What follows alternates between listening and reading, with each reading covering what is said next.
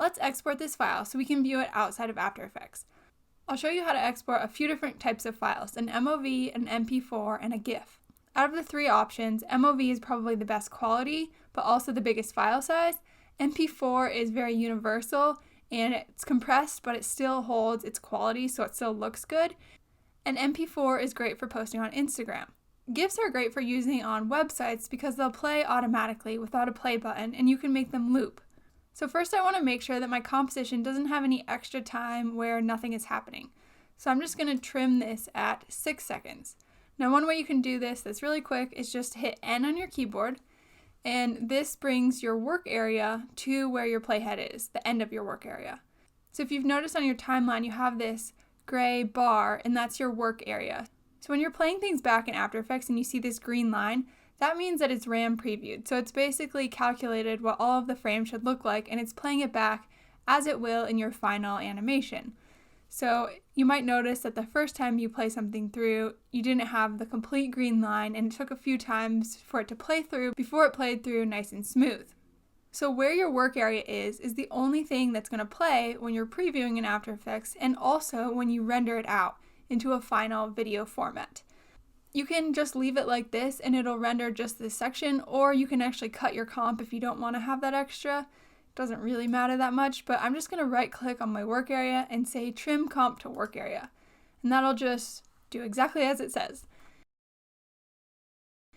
And so now I'm going to go up to Composition, Add to Render Queue, and then you'll see that it opens up this tab in the timeline.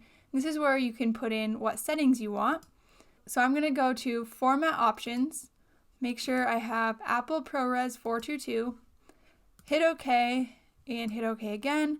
And you can see here it's going to make an MOV file, and if you click on your project name, you can choose where you want to export this to. I like to export my animations into a folder within the rest of my project folders, and I just like to call it Out. That way I know that it's a final thing that I rendered out. I'm just going to make this called Explore Colorado and hit save. Then in order to start the render, you want to hit this render button right here. And you'll get that lovely noise, and then you can navigate to where you saved it and double click, and if you're on a Mac it'll open in QuickTime and you can play it out.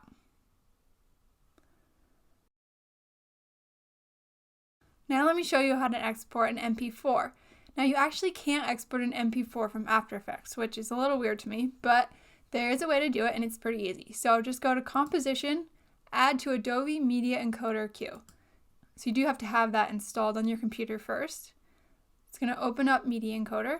And what Media Encoder is just basically a rendering machine. So you can see that in its queue it has this Explore Colorado file that I just sent to it. And you want to make sure that you have the right file type. So just click right here, and then you can go in and change the format.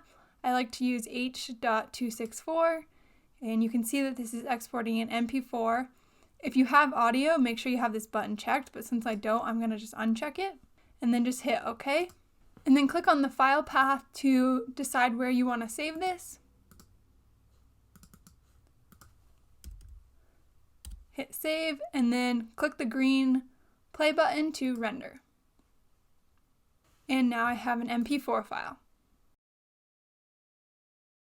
You can also just drag in an existing file into the media encoder to change the format. Now you'll see that this is going to convert it to an MP4 from an MOV. You can also export a GIF from media encoder. So if you click on your file format, then you can choose animated GIF from the list.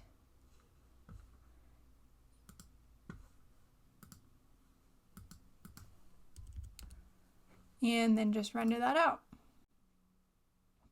And then to play back your animated GIF, just drag it into a web browser.